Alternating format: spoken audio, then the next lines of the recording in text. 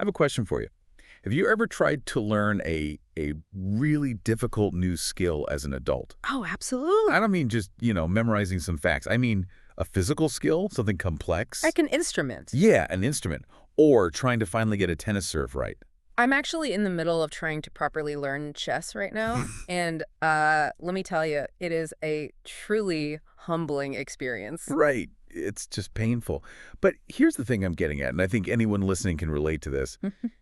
It's never a straight line, is it? Oh, not at all. You don't just get 1% better every single day, like your bank account just earning interest. No, definitely not. It's more like you're just flailing, making what feels like zero progress. Totally incompetent, yeah.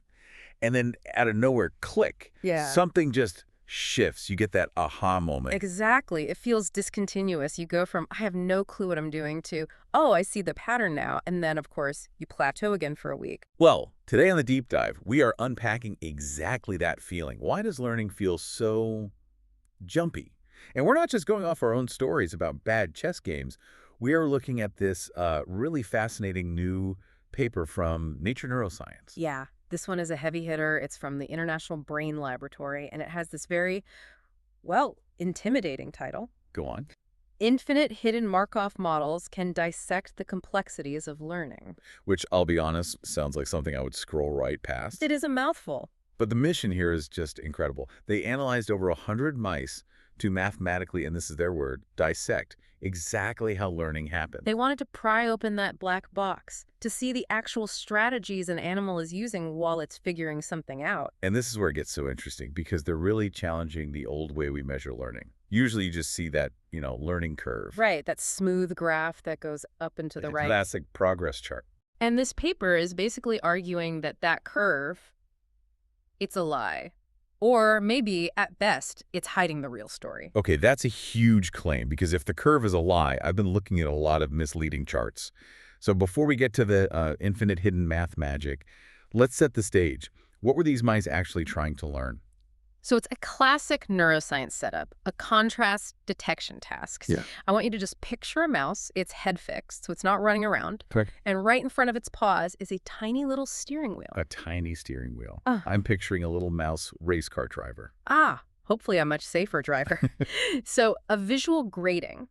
Think of it like a blurry barcode. Okay. It appears on a screen, either on the left side or the right, and the mouse just has to turn the wheel to move that image to the center. It's simple enough. If it's on the left, you steer left. Right, you steer right. And if they get it correct, they get a little drop of water, a reward. If they're wrong, they get a burst of noise and a short timeout. But, and here's the catch, the difficulty changes. Sometimes the image is super high contrast, really obvious. Other times it's this faint gray on gray thing that's barely visible. So they actually have to pay attention. They can't just react to a flash of light. Exactly. And they even have this thing called a debiasing protocol. So if a mouse just decides, I'm just going to guess left, left, left, left, Which I would totally do. the game automatically gets harder on that side to force them to actually use their eyes. Okay, so that's the job. Now, the traditional way, you just plot their success rate. Yeah. Day 1, they were 50% basically guessing. Right, a coin flip. Day 10, 80%. You draw a line, call it a day. Why is that a problem? Because that average, it just smooths out all the chaos. It assumes the mouse is the same mouse, just, 0.1% smarter every minute. But think about your tennis serve. Okay. If you decide to totally change your grip, a new strategy, your performance might actually get worse for a bit. That is so true. I might hit every single ball into the net for a day. Exactly. And if I just averaged your success rate, I'd see this dip and think, oh, he's forgetting how to play. But in reality, you just switched strategies. You entered a new state. You jumped from state A to state B. And the researchers knew that animals and people don't just improve, they switch. So that smooth curve, it completely hides those jumps. It treats a quantum leap like a gentle slope. Precisely. So they needed a new tool, something that could act like a translator for the silent internal state of the brain. And that is where the dynamic infinite hidden semi-Markov model comes in, the DHMM. Okay, I promised we would de-jargonize this thing. Let's break it down. Because if you get the tool, you really get the result. First part, hidden. Right, that's the most intuitive piece. We can see what the mouse chooses, left or right, but we can't see the rule book inside its head. The why. Yeah, the why. Is it turning left because it saw something or just because it felt like it? That internal rule book, that's the hidden state, The model infers it from the behavior. It's like Sherlock Holmes for the mouse's brain. Okay, what about infinite? That one trips me up. Are there infinite strategies? Not really. Think of it more like a file cabinet. A normal model might make you buy a cabinet with, say, exactly 3 folders. Guessing, learning, expert. Exactly. And you have to force every single behavior into one of those folders. But what if the mouse is doing something weird, something that doesn't fit? Right. The infinite part just means the file cabinet starts empty. And the model's rule is, I'll use as few folders as possible. But if the mouse does something totally new, I have the ability to just create a new folder on the spot. I get it. So it's flexible, it grows with the learner. Okay, next up.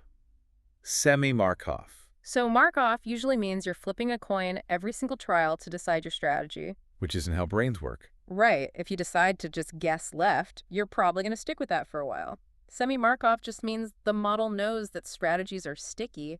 They last for a bit. And the last piece, dynamic. You said this was the real innovation. This is the crucial part. It separates 2 different things. Switching your strategy versus refining your strategy. Okay, I need an example there. Switching versus refining. Okay, imagine you're learning to cook. Switching strategies is like deciding to stop baking a cake and start grilling a steak. Right. Completely different approach. Refining is just getting better at grilling that steak the longer you do it. Maybe you learn to control the heat a little better. Okay, that makes perfect sense. The dynamic part lets the model see the mouse slowly getting better at a task, refining the grilling, without thinking it's a whole new strategy. It separates that slow drift of improvement from the sudden jump of a new idea. So we finally have a model that can tell the difference between I'm just polishing my skills Yeah. and I just had an epiphany. Exactly. And when they unleashed this thing on 134 mice, they found something remarkable. Despite all the individual differences, almost every single mouse went through 3 distinct types of learning stages. The 3 stages of learning. Okay, let's walk through them. Stage 1. They call this type 1, but we can call it the ignorant phase. The mouse is in the machine, stuff is flashing on the screen, but it's basically oblivious. It's not connecting the screen to the reward at all? Not at all. It's ignoring the visual stimulus entirely. It might be guessing randomly, or it might have a really strong bias, like, I just like turning left. But the key is the visual info isn't driving the decision. So the mouse thinks the game is spin the wheel and hope for water, not look at the screen. That's a perfect way to put it. And then comes stage 2. This is the epiphany, but it's a really flawed one.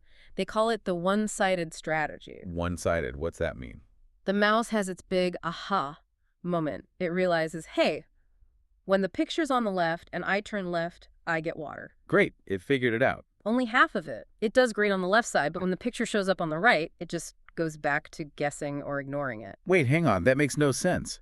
If you figure out the visual cue on the screen gives you the reward, why wouldn't you immediately check if it works for the right side too? Why stop halfway?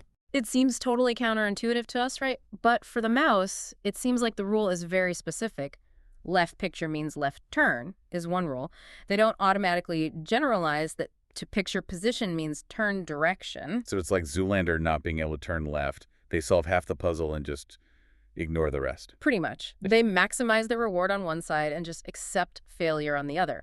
But the good news is this stage is usually the shortest. It's a bridge. Once they make that first connection, the jump to figuring out both sides happens pretty quickly. Which brings us to stage 3, mastery. Type 3. Now it's paying attention to both sides. The accuracy curve looks like it should. And this is where that dynamic part of the model is so important, because now the mouse is mostly in the slow process. The slow process. Yeah, the big aha moments, the jumps between stages. That's the fast process. But stage 3 is all about the slow process, just refining accuracy, getting sharper, reducing errors. And the paper said most of the training time is actually spent right here. Exactly. The breakthroughs are fast, the polishing is slow. Okay, I want to go deeper on this fast versus slow idea. The paper talks about weights changing. How should we picture what's happening in the mouse's brain? Okay, think of a DJ's mixing board. You've got a bunch of sliders. One slider says pay attention to vision. Another says just always turn left. Right. And another for repeat what I did last time. Exactly. Now the fast process, the big state switch, that's like the DJ suddenly just slamming the sliders into a totally new configuration. The epiphany. Right. It's abrupt. The turn left slider goes to 0, the vision slider gets cranked to max, but the slow process, that dynamic drift, That's the DJ just gently nudging a slider up a tiny bit, just fine-tuning. And the model found these two things happen at very different times. This is the finding that really made me stop and think. When does the fast process, the big slider slamming, usually happen? Almost always at the very beginning of a session. The beginning. Not like in the middle of trial 400 when they're in the zone. Almost never. It seems that the break between days, the time they spend sleeping, grooming, just being a mouse, that's when the brain actually updates the strategy. So we come in the next day with a new plan. It's like they're saying, okay, I've had some time to think. Let's try this. That's huge. I mean, we always hear the phrase sleep on it, but this is like mathematical proof. The grinding during the session is for data collection. And the rest is when the software update actually installs. I love that. Software update installing. Please do not turn off your mouse. Let's make this more concrete. The paper follows one specific mouse, KS016, and his journey was not a straight line. Yeah, KS016 is a great example because he's messy. He starts in stage 1, total ignorance. Then pretty quickly he jumps to a one-sided strategy. He figures out one side. Classic progress. But then something weird happens. The model flags a totally new state 7, and in this state, KS016 is just terrible. Extreme bias, totally ignoring the task, failing constantly. So he regressed. He forgot what he learned. See, that's what an old model would say. But he recovered really quickly and moved on to mastery. The researchers think state 7 wasn't forgetting. It was inattention. Or maybe just boredom. The mouse just got fed up. I'm done with this wheel for a bit. Exactly. But that's the power of this model. A normal learning curve would just show a dip, and you'd think the mouse unlearned the task. The DIHMM can say, no, the ability is still there. The mouse just entered a distinct state of, I don't care right now. That is a critical difference. Performance is not the same as ability. And being able to mathematically separate, I don't know how, from I'm not trying to, is a total game changer. Okay, let's pivot to some of the, myth-busting this paper did, especially around bias. In stage 1, a mouse has a motor bias, right? It just likes turning left. Right, maybe its left paw is stronger, whatever. Let's say it loves turning left. So logically, when it hits stage 2, that one-sided epiphany, you'd think it would learn the left side rule first. It's already biased that way. That's what everyone assumed, and it is completely wrong. The finding is that the biases are totally uncorrelated. The mouse that loves turning left in stage 1 is just as likely to learn the right side rule first in stage 2. But why? That seems so inefficient.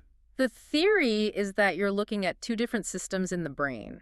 The stage 1 bias is a motor bias. It's a muscle preference. The body's operating system. Right.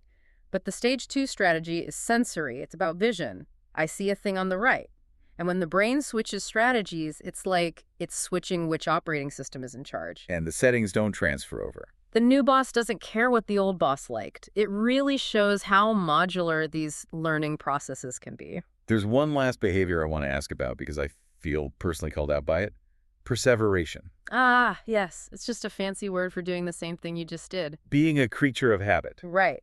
If a mouse turned left on trial 1, it's more likely to turn left on trial 2, regardless of the screen. Now you'd think, as they get smarter, that would go away. Yeah, a master shouldn't rely on habits. They should rely on the data. But the model shows that this history dependence stays pretty constant. Even the expert mice in stage 3 still have that little nudge to just repeat their last move. Why? Is it like a confidence thing? Hey, it worked last time? It might just be a low-energy default mode. I mean, think about us. You check the fridge. It's empty. You walk away. 5 minutes later, you walk back and check the fridge again. Why? Why? I feel seen right now. That's perseveration. The brain likes repetition because it's easy. And the model shows that even when we're mastering complex skills, we're still fighting that ancient urge to just do the same thing again. So we have this incredible model. It separates strategy from performance. It pinpoints the aha moments. It even suggests that real learning happens during our breaks. What's the big takeaway here? Why does this matter for someone who isn't training mice? Well, I think the so what is about how we define learning itself. For so long, we've treated it like a smooth hill. You just keep grinding, keep walking up, and you get higher. The whole 10,000 hours rule. Just put in the time. Right. But this suggests learning is more like a staircase. Or maybe even a weird, jagged mountain. It's structured. If you're stuck in a stage 1 mindset, just grinding more hours might not help. You don't need to refine your technique. You need a completely new idea. You need a state switch. And it also validates that feeling of being on a plateau.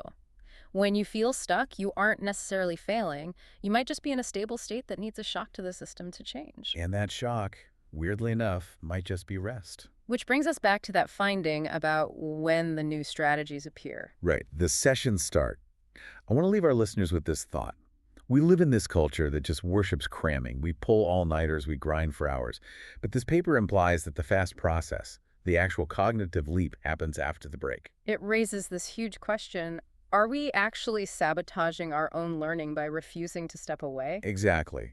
If you're stuck on a problem and you just keep pushing, you're only engaging the slow process. You're just tweaking the sliders. But if you want the fast process, if you want the epiphany, You might actually need to stop. You need to give the file cabinet time to open a new folder. so the next time you are flailing with a new skill and you feel like you're getting absolutely nowhere, maybe the most productive thing you can do is just stop turning the wheel and go take a nap. Now that is advice I think we can all get behind. Thanks for deep diving with us. We'll see you next time. See you next time.